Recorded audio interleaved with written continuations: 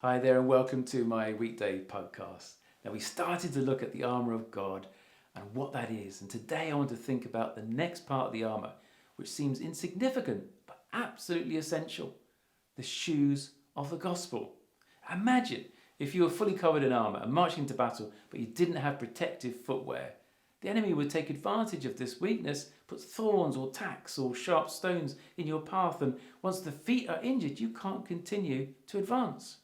So the shoes are the gospel of peace. Strange thing to consider in war. But the Greek word translated gospel simply means good news. We bring the powerful, life-changing good news to men and women in our battle. Paul writes in Romans 10:14, "How then can they call on one who have not believed in? How can they believe in the one of whom they have not heard? And how can they hear without someone preaching to them? How can anyone preach unless they're sent? As it's written, how beautiful are the feet of those who bring good news."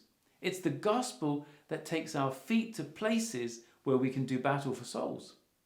If you have a notepad or notes app, why not have a think for a moment and jot down, when was the last time you shared the gospel with someone?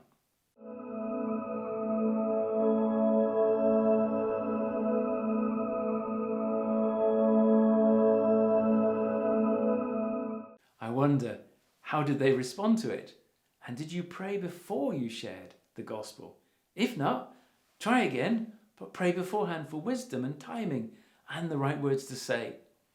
According to Barnes' notes on the Bible, there is undoubtedly an allusion here to what was worn by the ancient soldier to guard his feet.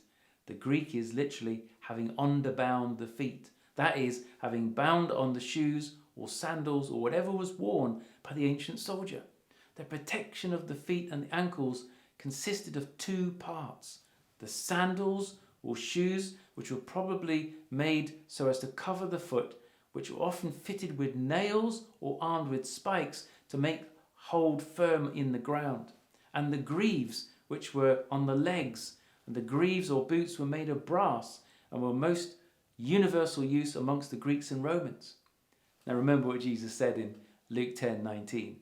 "I've given you authority to trample on snakes and scorpions and overcome all the power of the enemy. Nothing will harm you. However, do not rejoice that the spirits submit to you, but rejoice that your names are written in heaven."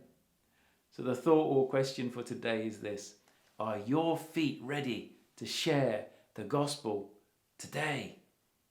God bless you, and thank you for watching.